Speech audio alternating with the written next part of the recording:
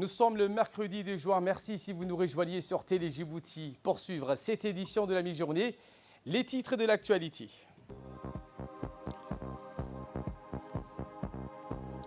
Le ministre de la Santé poursuit sa prise de contact à l'hôpital Dr Shakib Saad Omar.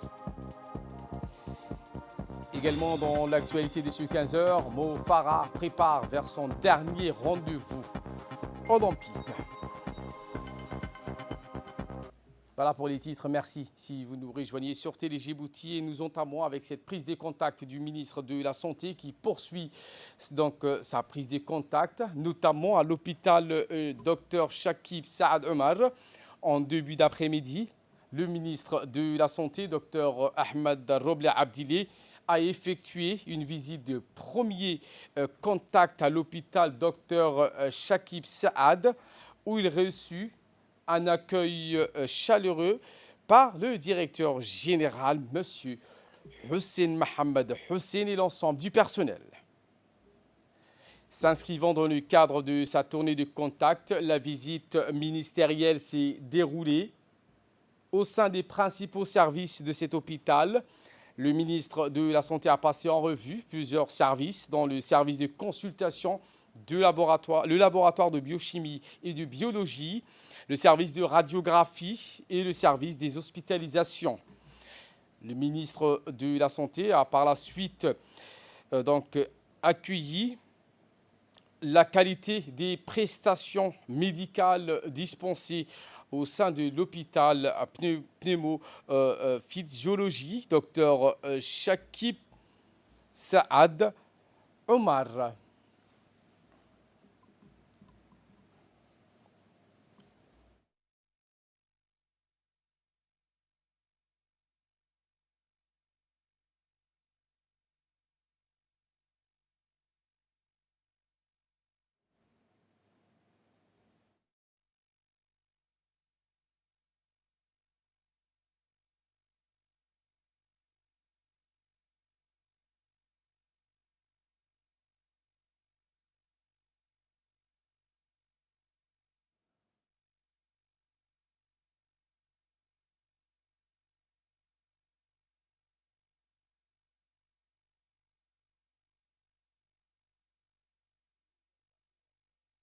Le ministre de la Santé s'est exprimé en ces termes.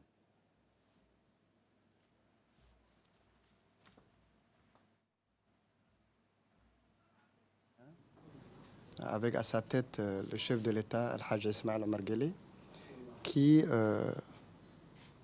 dont la priorité est le ministère de la Santé.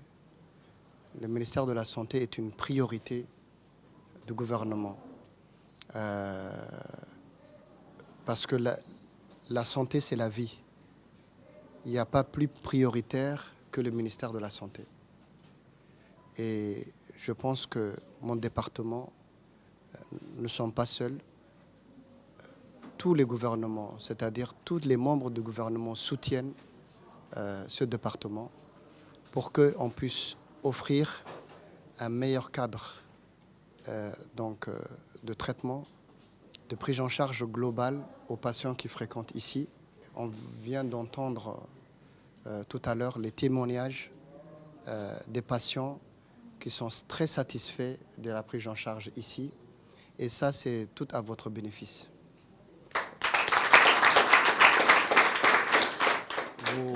Vous travaillez pour votre pays, ce pays qui vous a formé, qui vous a éduqué, qui vous a formé.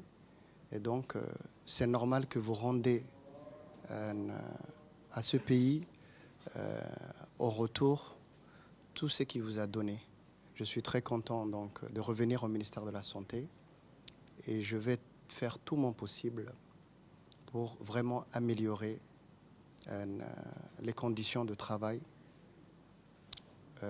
des personnels de santé dans sa globalité.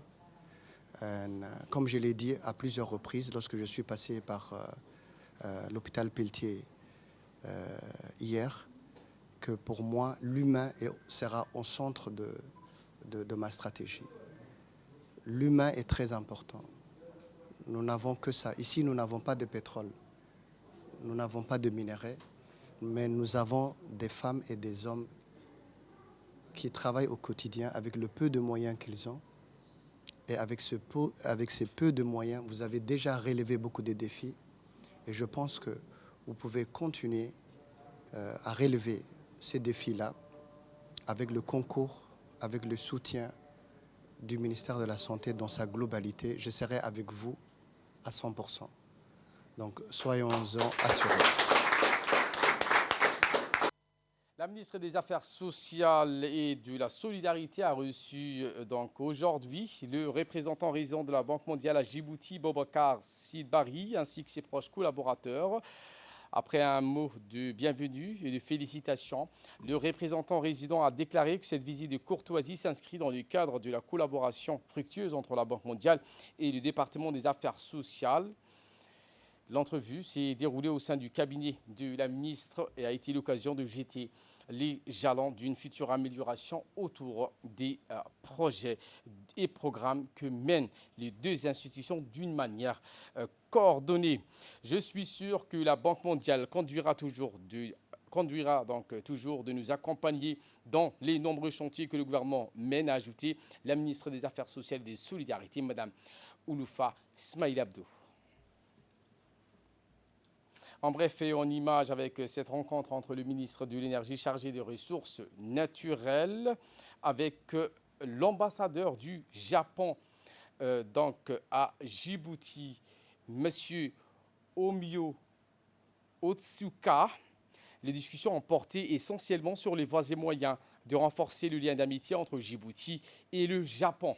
Le ministre a réitéré son soutien indéfectible à l'ambassadeur afin de renforcer le lien bilatéral qui unit la République du Djibouti au pays du soleil levant.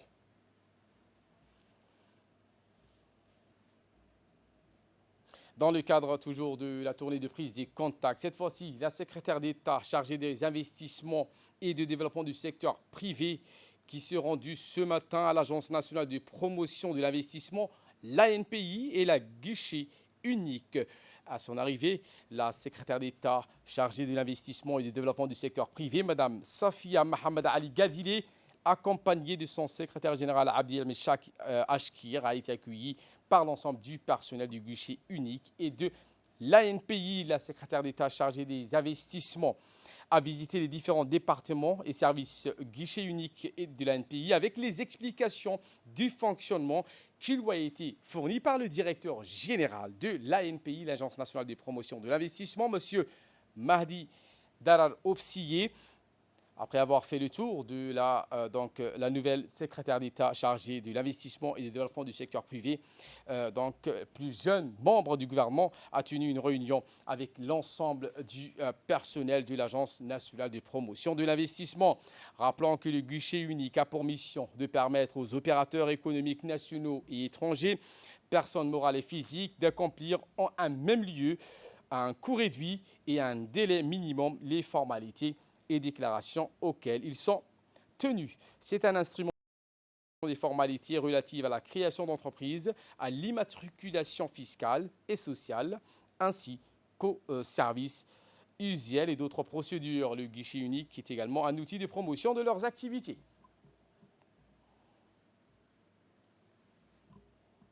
Une délégation des experts du BIE, le Bureau international de l'éducation, de l'UNESCO a effectué donc entre le 23 et le 27 mai dernier une mission d'exploration pour une éventuelle intégration des contenus de l'histoire générale de l'Afrique dans le curricula du système éducatif. Nous reviendrons en images sur cette information dans nos prochaines éditions.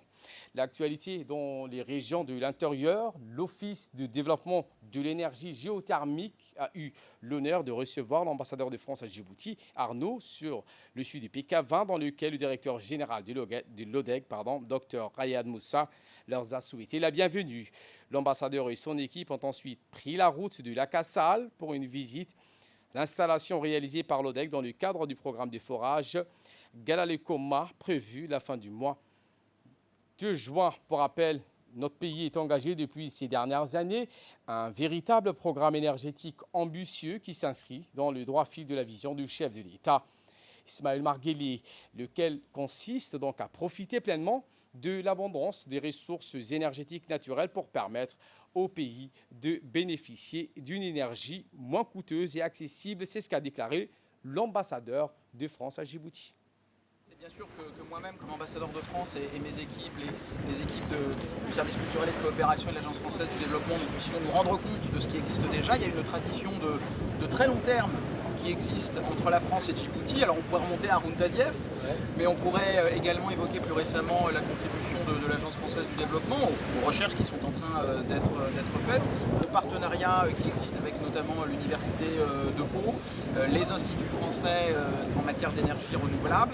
Et c'est un sujet auquel nous croyons parce que dans le fond c'est une énergie plus propre et moins chère que nous croyons. Alors c'est vrai qu'il y a des recherches à faire, qu'il y a de forts investissements, mais si la France peut contribuer, comme d'autres partenaires, nous en serons ravis. Et pour moi, ça a été une visite extrêmement productive parce que j'ai vu beaucoup de choses, j'ai compris beaucoup de choses, et le partenariat qui existe déjà entre la France et Djibouti, je crois, n'aura qu'à gagner de son approfondissement dans les prochaines semaines et les prochains mois. On vient d'en parler de façon très détaillée avec le directeur général, que je remercie encore de son hospitalité. Écoutons à présent l'interview du directeur général de l'ODEG, monsieur Dr Ryan Moussa. Nous avions eu l'honneur de recevoir l'ambassadeur de France à Djibouti avec son équipe justement afin de lui exposer tous les travaux que nous avions réalisés ces derniers mois et ces dernières années dans le domaine de la géothermie et plus récemment dans l'exploration des gaz d'hydrogène et de l'hélium en provenance donc, du sous-sol de ce qu'on appelle l'hydrogène natif. Donc, comme vous avez pu le constater, l'ambassadeur a pu constater l'évolution de tous les travaux que nous avions faits. Donc, nous avions exposé tous ces détails en long et large justement à l'ambassadeur. Il faut noter que cette visite fait suite à la mission du président de la République ou la rencontre du notre président de la République au président français Emmanuel Macron lors de sa dernière mission à Paris, dans lesquels il a discuté des dossiers assez primordiaux pour la République de Djibouti, dont la géothermie et le gaz d'hydrogène et les partenariats qui pourront être établis entre les différentes sociétés djiboutiennes et françaises, publiques ou privées. Sur le volet, sur la recherche du gaz d'hydrogène et l'hélium, nous avions mis en place un consortium français autour de ce gaz-là, autour de l'exploration de ce gaz. Nous avions différentes entreprises françaises, des petits PME et des grandes entreprises françaises qui sont spécialisées dans l'exploration du gaz, comme je peux citer donc CVA ou 45-8, des grandes institutions de recherche du gaz aujourd'hui qui travaillent en étroite collaboration avec nous. Nous avions l'Université de Pau avec qui nous avions signé un partenariat, c'est ce qu'on appelle un mémorandum, un partenariat entre les deux institutions, et l'IFPN, donc Institut français du pétrole et des énergies nouvelles, qui travaille justement sur l'analyse des gaz. Donc ce gaz-là, actuellement, nous avions reçu des résultats très encourageants sur les données de roche. Et de là, nous passons aux nouvelles du monde avec un mot de sport sur Sir Mo Farah, donc, qui a indiqué que les Jeux olympiques commenceront avec une ferveur. Mo Farah donc, a souhaité la bienvenue après la crise du point de vue du Covid-19 qui a mis à l'arrêt les Jeux olympiques. Mo Farah s'est dit satisfait de revoir cette parade olympique. Voilà pour l'essentiel de ce 15h. Merci à vous de nous avoir suivis et très bonne suite des programmes sur Télé Djibouti.